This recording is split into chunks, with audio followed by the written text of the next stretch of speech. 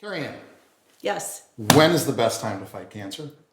right now. No, before you have it. Yes. Oh, Before that's you true. have it. And so that's kind of what leads us into today's topic of broccoli sprouts. Yummy. They're fabulous. They're good, They're so good. but they also have a really nice cancer-fighting benefit, among other things, anti-inflammatory and all kinds of good stuff.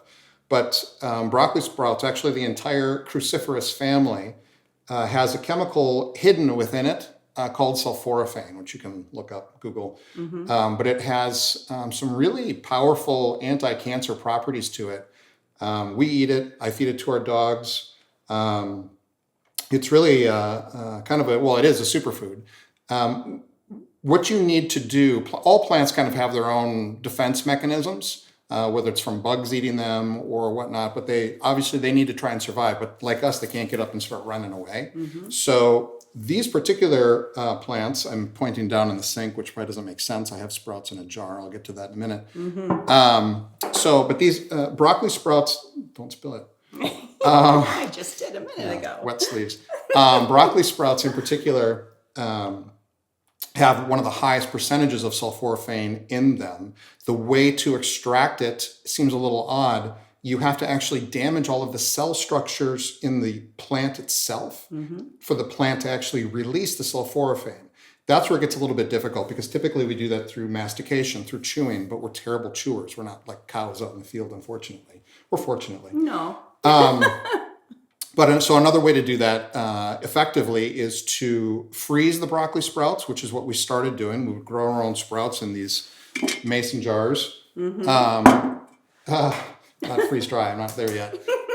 She likes to jump the gun. I always do.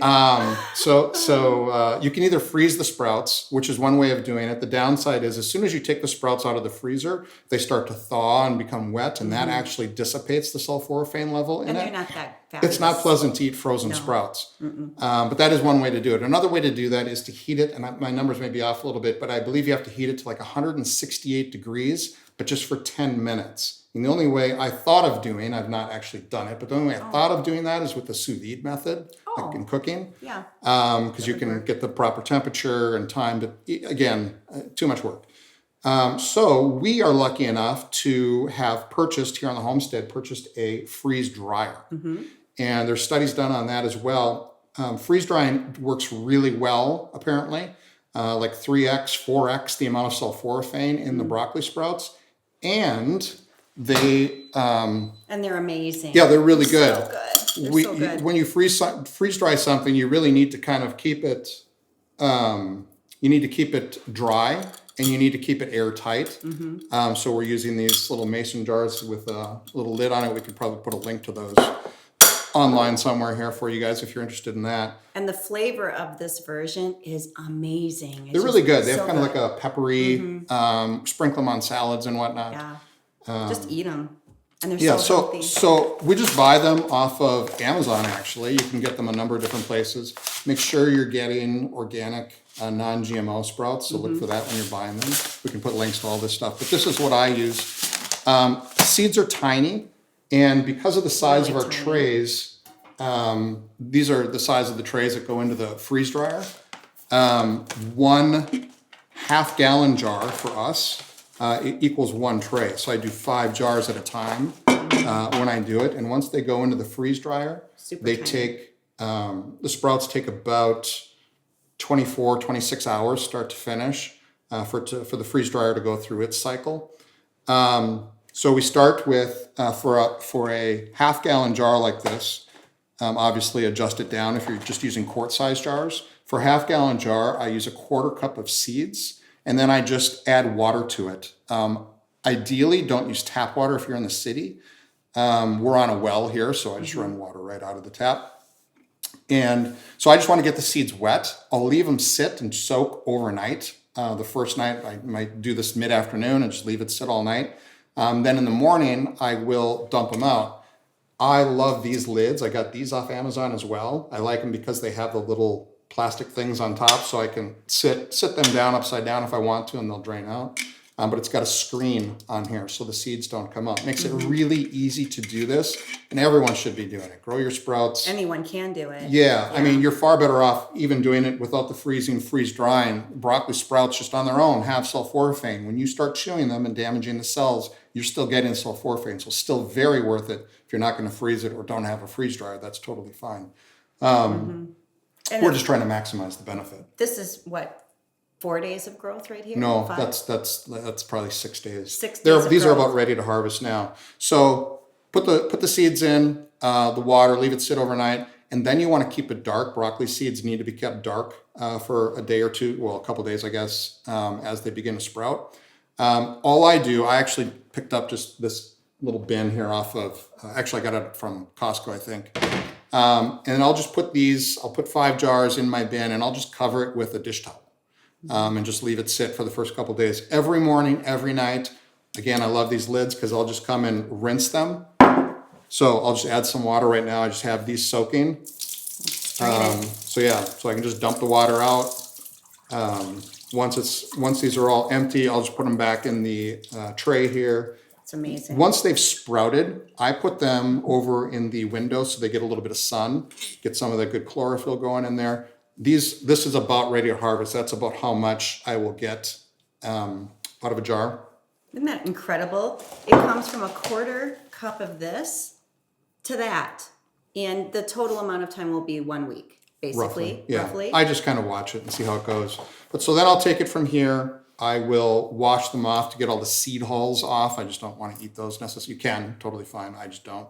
And then I'll put them on these trays. I sort of dry them out a little bit as best I can. Put them on the trays. They can go right into the freeze dryer, or I can pre-freeze them in the freezer first. Speeds up the freeze drying time a little bit. But yeah, it takes about 24 hours, give or take, and pull them out. And we have these dry, really yummy. Yeah, they're yummy. super. Anytime you freeze dry something, it's just wafer texture and weight. There's just no weight to it. Just melts in your mouth. They're really good. And like I say, we sprinkle them on all kinds of food salads. One of the reasons I do this is actually for our dogs. In addition to a bunch of other things that we give to our dogs, one of our dogs suffered a broken neck and was paralyzed for a little bit. So this is one of the many things that we're doing because of the anti-inflammatory properties and other properties within it. That's one of the things that our dogs get as well. So that's broccoli sprouts. So talking about the freeze dryer, what's the brand again of the freeze dryer that we have? This one is a Harvest Right. Yep, Harvest Right. Yeah. And it's an investment for sure. So going back to ending at the wet sprout, you could just pop this in the refrigerator and people could just eat it. Cold. I would dry, dump them out, dry it off a little bit, and then you could do that. Yeah. So the benefit to the freeze dryer, and it's not that big of a piece of equipment. We'll show you. We'll give you the link for it. We can freeze dry. We're gardeners here at DIY Designer Homestead, and we can freeze dry anything. So the benefit is massive having one.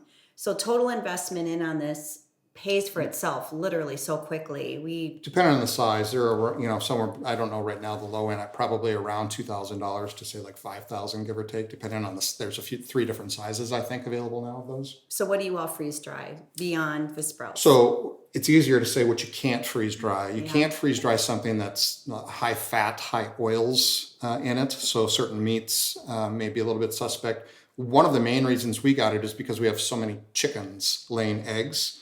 And we needed to be able to preserve the eggs outside of water glassing, that sort of thing. So freeze drying works really well. Again, I'll just take the eggs. I believe this can hold, I think it's 24 eggs I do in a pan. So I'll just take the eggs, crack them, mix them, and then dump, once it's mixed up, homogenized, dump that into the pan. I do like to pre-freeze that. It just makes it easier to move the pans around without spilling. Those take about 36 hours in the freeze dryer. But once they come out, they turn into just do a little bit. It's just a wafer on the sheet, and then powder. I grind that up into a powder. Looks just like that. Oh, delicious eggs going to waste. But the benefit of a freeze dryer is whether I'm freeze drying sprouts or eggs or whatever it is that it stays shelf stable, so it doesn't need refrigeration, freezing. I do add a desiccant to that What's that? to keep it dry, and an oxygen absorber as well in each bag that I do. And then the bags are good for about 30 years, give or take. And they keep something like 98% of the nutrients. So this is not like powdered eggs that you like go and buy somewhere. It's not that. So yeah, we've got a lot of eggs that we've freeze dried, which is good because in the wintertime, our chickens stop laying by and large. And so we rely on the eggs that I have previously freeze dried for us to eat. So can make some omelets. You're just not going to get a sunny side egg out of it anymore. Yeah, but the scrambles are great. Yeah, scrambles are great. You can do omelets. You can bake. And the dogs eat this. Yeah, we actually give each of our dogs eat 2 eggs, whether it be the whole eggs during the summertime or when we don't have enough eggs to share with them, they're getting the freeze-dried eggs. So each of those dogs get 2 eggs a day. So Harvest Right provides all of the supplies, including the bags. Yeah, you can get bags from other suppliers online as well. So if what are the sizes with Harvest Right? Like the smallest to the largest? Of the machines? Yeah, the actual machine in terms of the size. Yeah, I don't know. I'd have to look. So ours looks like a small washer. We'll drop Like an a image. little wine fridge. Yeah, it's actually charming. It looks stainless. It looks great in the kitchen. And we use it every week. Every week we're using it. Yeah, we'll use it a lot come harvest time. We're doing some large gardens. I've got, I think we got 150 different seed packets just arrived, all heirloom seed varieties. Who did you order through again? That was through Baker's Creek. We'll put that link up, Baker's Creek. Beautiful heirloom seeds, and it is going to be a rainbow of beauty out there this summer. It's going to be amazing. That's the plan. If we can get Carrie Ann out there to do all the work. Okay, so I dragged him on so he could show you all these gorgeous sprouts. Broccoli sprouts are so healthy for you. They are fabulous. Whether you decide to keep them in the fridge and eat them right after you finished harvesting them or freeze dry them, either way. It's the best source of sulforaphane. And if you want to fight cancer before you have it, or if you have it, there's studies that show it's really powerful in terms of combating breast cancer, prostate cancer, other various types of cancer. It's the best natural, one of the best natural things you can possibly do for yourself. Steve has been making these weekly, and we have 2 good friends, both struggling with pretty intensive cancers. And so we supplied them with a full bag of sprouts regularly. And we wanted to share. We have different friends and people on social that ask us about it. So we thought we'd show you the process and articulate the steps, which we'll have on the link below. And Steve will have the links up on our website and on YouTube on where you can source out all the supplies that we have here. Yeah, it's just a really inexpensive way to do it. There's probably 50 cents of seeds in that. And you'll eat that for, whatever, a number of days. So, That's incredible. Think about that. 50 cents for such powerful Yeah, nutrition. probably not even 50 cents. That's really mind-boggling. Thank you, honey. Absolutely. From Steve, Chef Steve Here's to your health. at DIY Designer Homestead. See you next time.